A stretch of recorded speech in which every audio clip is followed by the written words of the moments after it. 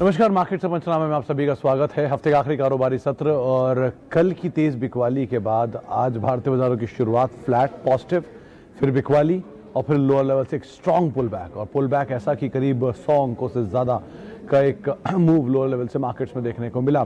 Majorly banks participate कर रहे थे क्योंकि हैवी वेटेड रिलायंस एक तरफ गिरावट देखने को मिली, लेकिन बाकी जो खरीदारी थी वो बैंक साइड से आते हुए दिखाई पड़ी और मेजरली वो मार्केट को सपोर्ट कर भी रहे थे। और मिड कैप स्मॉल कैप कल भी बहुत ज़्यादा टूटा नहीं था, फ्लैट टू पॉजिटिव टोन पे मिड कैप स्मॉल कैप बंद हुए थे। स्मॉल कैप में खरीदारी थी और मिड कैप लाल निशान में बंद हुए थे, और आज भी बहुत ज़्यादा वहाँ पर भी डैमेज नहीं था। तो एक इंडिविजुअली अलग अलग सेक्टर्स जहाँ पर बाइंग थी, मिसाल तौर पर सीमेंट में बाइंग थी, केमिकल्स में बाइंग थी, या फिर सेलेक्टिव आईटी के अंदर एक अच्छी बाइंग थी। तो ऐसे करके छोटे छोटे पॉकेट्स हैं जहां पर खरीदारी अभी भी देखने को मिल रही है और वो कुछ हद तक सपोर्ट भी कर रहे हैं। इन्फोसिस एक अच्छी तेजी में था आज, टीसीएस में कुछ हद तक सपोर्ट था। तो एक तरफ आईटी, हेवी वेट्स, बैंक्स और दूसरी तरफ रिलायंस जो कि मार्केट को नीचे की तरफ धकेल रहा था। तो ओवरऑल एक और अच्छा सेशन जबकि मार्केट्स में आज कामकाज होता हुआ दिखाई पड़ा। चलिए अब शुरू करते हैं सवाल जवाब का सिलसिला। शिवांग गुप्ता साहब के पहले सवाल के साथ ही शुरुआत करेंगे जो कि है रिलायंस इंडस्ट्रीज पर। रिलायंस इंडस्ट्रीज आज जो 1900 के लेवल्स के क्रूशली क्लोज बंद हुआ और ये बात सच है कि 2360 से ये शेयर टूट रहा है और फिर बीच में पुल बैक आया और वापस दोबारा टूट रहा है और क्रूशियल लेवल्स के अपने पहुंच गया है करीब 1860 के आसपास एक क्रूशियल लेवल है, जो कि पिछली बार भी इसने शायद नहीं तोड़े थे। तो इस बार भी अनुमान बाजार में यही है कि शायद ना टूटे। तो आप उस लेवल के लिहाज से टेक्निकली एटलीस्ट देख सकते हैं। फंडामेंटली ऑब्वियसली बात है, कोई दिक्कत नहीं है इस कंपनी के साथ। एज सच नंबर्स अच्छे हैं, सब सिचुएशन साउंड है। तो आप लंबी अवधि के लिए तो जाहिर सी बात है बने रह सकते हैं, कोई भी गिरावट अच्छा खरीदारी का मौका। लेकिन छोटी अवधि के लिहाज से हाँ, टेक्निकली 1860 1850 के जो लेवल्स हैं उनको आप जरूर ध्यान में रखिए। अच्छा, इसके अलावा ये रिलायंस पे बात हुई थी गुफरान साहब। 3M India for long term, Mahendra सैया जी का। महेंद्र जी, 2-3 चीज़ें हैं इसके साथ। एक कंपनी इतने तरह के प्रोडक्ट्स बनाती है, इसमें मोनोपोलिस्टिक काइंड ऑफ सिचुएशन है। 1, यूएस की मल्टीनेशनल जाइंट है। 2, तो ये भी बहुत अच्छी बात है। 3 और सबसे पॉजिटिव चीज़ की इसकी इक्विटी बहुत छोटी है, मतलब बहुत कम नंबर ऑफ शेयर हैं और उसमें भी मेजर स्टॉक जो है वो प्रमोटर के पास है, जो कि यूएस इनके प्रमोटर, यूएस कंपनी है जो इनकी प्रमोटर है, तो उनके पास है। बैड पार्ट क्या है?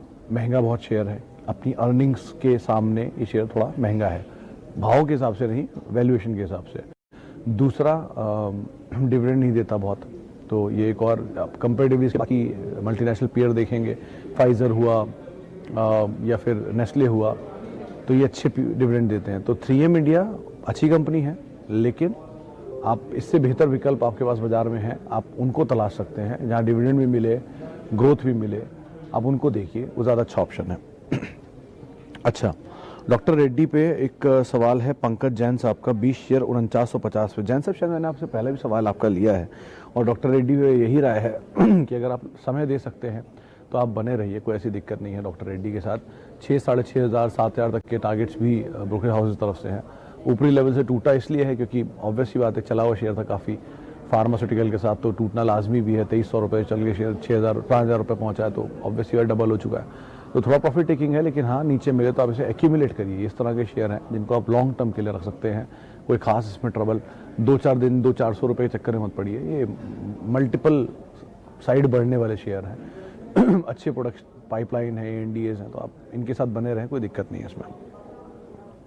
प्रशांत जी, आप थोड़ा सा लेट हो गए, अभी कुछ देर पहले हम बात करते रिलायंस पे कि क्या सिचुएशन है। गिर इसलिए रहा है कि कुछ मार्केट में रूमर्स हैं जिनको लेकर एक गिर रहा है, लेकिन ऐसा कुछ नहीं है। एक बार जैसे भारती था, पहले लगातार गिर रहा था, खबरें आनी शुरू हुई तो लगातार चढ़ रहा है। तो ये अच्छे शेयर गिरते भी हैं और उसी इंटेंसिटी से वापस अपनी जगह आ जाते हैं। आपने याद ही होगा, यूनाइटेड स्पिरिट्स कुछ समय पहले 508 था, आज यूनाइटेड स्पिरिट्स 580 है।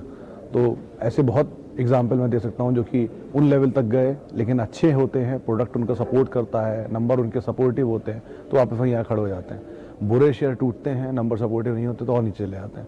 तो आप इस तरह से शेयरों को देखिए। रिलायंस कोई ऐसी कंपनी नहीं जो आज टूट रही है तो वो कल खत्म ही हो जाएगी, वापस हो जाएगा कुछ दिन बाद। 200 रुपये 300 रुपये चलना उसके लिए कोई बड़ी बात नहीं है। पैनिक में ना आए आप। अगर शॉर्ट टर्म के ट्रेडर हैं तो 1850 क्रूशियल लेवल, लॉन्ग टर्म के इन्वेस्टर हैं तो कोई दिक्कत नहीं, आपको मौका मिल रहा है। आईसीआईसीआई बैंक में 490 पे खरीदारी है। एक ही दिन आईसीआईसीआई बैंक आरटीजी टूटा है इतनी लंबी तेजी के बाद और आपको आज ही टेंशन हो रही है। आप होल्ड करें, कोई ऐसी दिक्कत नहीं है। बैंक अच्छा है, बहुत चला है इसलिए थोड़ा प्रॉफिट टेकिंग की चपेट में आ रहा है, लेकिन जिस तरह से एफआईएस का पैसा डल रहा है, ऑब्वियस सी बात है, अभी फिलहाल यही 4-5 नाम दिखाई पड़ रहे हैं जहाँ पे पैसा मेजरली आता हुआ दिखाई पड़ रहा है। तो आप बने रहिए कोई ऐसी दिक्कत नहीं है, आप बने रह सकते हैं ICICI बैंक में। फंडामेंटल वाइज, क्वालिटी वाइज कोई इशू नहीं है इसके साथ। डाबर या HUL कौन सा अच्छा है? मिश्रा साहब, बहुत लॉजिकल सवाल है। देखिए, दोनों के पास आयुर्वेदिक पोर्टफोलियो है, डाबर के पास भी और HUL के पास भी। डाबर बहुत बड़ा पोर्टफोलियो रखता है आयुर्वेदिक का, HUL छोटा पोर्टफोलियो रखता है आयुर्वेदिक का। डाबर भी ऑल टाइम हाई पर है, HUL ऑल टाइम हाई से नीचे है। डाबर की वैल्यूएशन और HUL की वैल्यूएशन में थोड़ा बेटर साइड पे शायद HUL की वैल्यूएशन दिखाई पड़ेगी। Size wise HUL multiple times बड़ा है डाबर से। प्रोडक्ट प्रोफाइल वाइज HUL के पास ज़्यादा प्रोडक्ट है, डाबर के पास लिमिटेड प्रोडक्ट्स हैं। Consumption wise, FMCG wise HUL food में भी है, हेल्थ केयर में भी है, प्लस जो हाउस होल्ड प्रोडक्ट्स हैं उनमें भी है, लेकिन डाबर नहीं है। और ज़्यादा पुरानी दोनों कंपनियों में ऑब्वियसली ज़्यादा HUL है, 130 साल पुरानी है।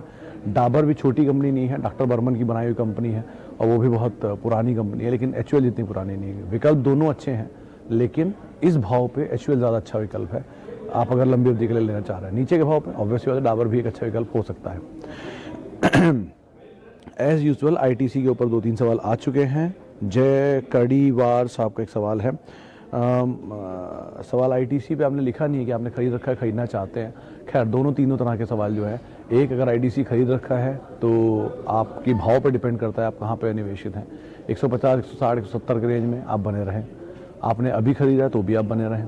आप लेना चाहते हैं तो नीचे लें, और मतलब इच्छा रखते हैं लेने की तो दूसरे विकल्प भी हैं, आप उन्हें भी देख सकते हैं। ITC से जल्दी अगर आपको मूव चाहिए, इसमें बहुत पेशेंस चाहिए, पेशेंस है तो आप बने रहिए, वरना आप दूसरे विकल्प में जा सकते हैं। मेरा फेवरेट पिक शशांक कदम साहब, वैसे तो मैं पिक देने के लिए एलिजिबल नहीं हूँ कोई भी तरह की, लेकिन अगर मेरी इंडिविजुअल चॉइस पूछेंगे तो मुझे लार्ज कैप में HUL पसंद है, TCS पसंद है। मतलब टॉप 5 कंपनीज कोई भी उठा लीजिए जो निफ्टी 50 की हैं, सभी अच्छी हैं। 1, उसमें फंसने की गुंजाइश नहीं होती, इसलिए वो मुझे पसंद है। 2, HDFC लाइफ अच्छा लगता है, यूनाइटेड स्पिरिट्स अच्छा लगता है, सिंजिन अच्छा लगता है मिड कैप में। स्मॉल HDFC लाइफ अब लार्ज हो गया, और जब मिड में था तब हमें पसंद था, अब तो खैर लार्ज हो गया। स्मॉल कैप में हाँ एक फंसने की गुंजाइश बहुत ज़्यादा होती है, इसलिए मैं सिर्फ एक JK सीमेंट का ही नाम लूँगा, जिसको आप ध्यान रख सकते हैं, क्योंकि इन सब में कम अपने अपने रीज़न है। यूनाइटेड स्पिरिट्स वर्ल्ड की नंबर 1 लिकर कंपनी, Diageo से प्रमोटर है। HDFC लाइफ प्राइवेट इंश्योरर की सबसे बड़ी मार्केट शेयर ओन करने वाली कंपनी है।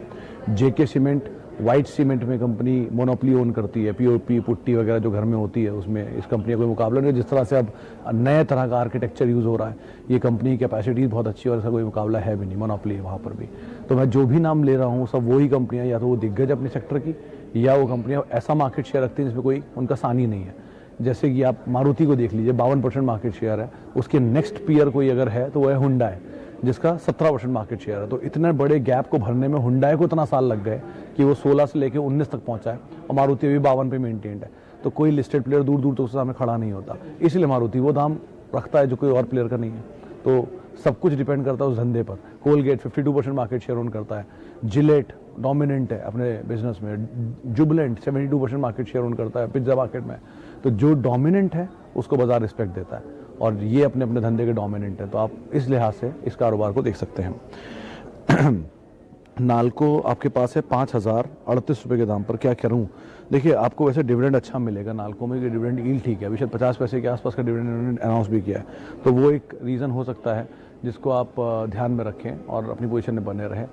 अदरवाइज भी नालको कोई बड़ा मल्टी बैगर तो नहीं बनेगा, इस तरह तो आप मान के चलिए, लेकिन हाँ ठीक ठाक आपको प्रॉफिट यहाँ पे शायद आता हुआ दिखाई पड़ सकता है। मीडियम टर्म में आप रुक सकते हैं, लॉन्ग टर्म के लिए इसमें आप मत रुकिएगा। इसके अलावा रिलायंस नवल अवॉइड, वोडाफोन 4 रुपये पर है, क्या करें? माधुरी जी, आपको 10 रुपये हो गया, 6 रुपये प्रॉफिट मिल रहा है, बढ़िया क्वांटिटी है, 24,000 रुपये प्रॉफिट बन रहा है आपका। आप पार्शियली एटलीस्ट लेके निकल जाइए। कंपनी में टर्न अराउंड तब तक नहीं होगा जब तक इसके नंबर्स ठीक नहीं होते। नंबर ठीक होगा तो बहुत अच्छी कंपनी, नंबर ठीक नहीं है तो कोई अच्छी कंपनी नहीं। CG पावर्स का बेस्ट एग्जांपल है। नंबर खराब थे, शेयर 8 रुपये था, नंबर ठीक हुए, शेयर 36 रुपये, और बेटर हो जाएंगे और बेटर हो जाएगा। तो सब बाजार ना भाव ही देखता है और नंबर देखता है, तभी वो तेज़ी सस्टेन करेगा, वरना तेज़ी आएगी और नंबर के बिना आएगी तो नीचे आ जाएगा। तेज़ी सस्टेन तभी होगी जब नंबर उसके सपोर्ट करेंगे। तो नंबर्स देखते रहिए, अगर वो ठीक हो रहा है तो आप बने रहिए, नंबर ठीक नहीं हो रहा तो मत बने रहिए। वो आपकी सीधा एग्जाम्पल है। इसके अलावा स्पाइस जेट का व्यू, सुब्रत ज्योति साहू और हिमांशु पहवा, अब दोनों बने रही है स्पाइस जेट में। आज की फॉल या और ज़्यादा गिरावट आए तो आप और ख़रीदारी करें, बने रहिए, आपको अच्छा दाम मिलेगा, एटलीस्ट 99-100 रुपये तो मिलेंगे, तो आप बने रह सकते हैं, कोई भी फॉल में आप ऐड कर सकते हैं। चलिए, थोड़ा समय का अभाव है, प्रोड्यूसर आप मुझसे बोल भी रहे हैं, तो एक दो सवाल और लेता हूँ। एक, टाटा मोटर 1000 शेयर हैं, 78 कहाँ तक जाएगा? 220 मानस ने आज बोला है कि शायद जा सकता है, तो आप 220 के टारगेट्स के लिए अपनी नज़र रख सकते हैं। और इसके अलावा एल्केम लैब पे सुमित बागरेचा साहब पूछ रहे हैं, 2 कंपनी अच्छी है, आपने पता नहीं खरीदारी कर रखी है, खरीदारी करना चाहते हैं, कहना मुश्किल है, लेकिन हाँ, अगर आपने खरीदारी कर रखी है तो बने रहिए, खरीदारी करना चाहते हैं तो लोअर लेवल का वेट करें, वहाँ पर आप इसमें एंटर करें। इसके अलावा HDFC AMC, गुफरान साहब कल भी इस पर बात हुई थी, अच्छी कंपनी है लेकिन थोड़ा भागा हुआ शेयर है, नीचे के दाम पे कहीं मिल जाए तो अच्छा स्टॉक है। आपको लगेगा कि भागा हुआ क्यों बोल रहा हूँ, जबकि एक दाम पे ही है बहुत समय से, नहीं ऐसा नहीं है, थोड़ा और नीचे से मिले तो ये ज़्यादा अच्छा विकल्प हो सकता है। 1700-1700 तो आया था बीच में, तब वो अच्छा दाम था, वहाँ पे कहीं मिले तो बहुत अच्छी बात है, तो आप इन्वेस्ट कर सकते हैं। चलिए, फिलहाल अब इतने ही सवालों को मैं शामिल कर पाऊँगा, माफ़ी चाहूँगा उन सबसे जिनसे आज हम बात नहीं कर पाए, समय का थोड़ा अभाव है उसके लिए, और जिनके सवाल हमने लिए उनका बहुत बहुत शुक्रिया हमारे साथ बने रहने के लिए। और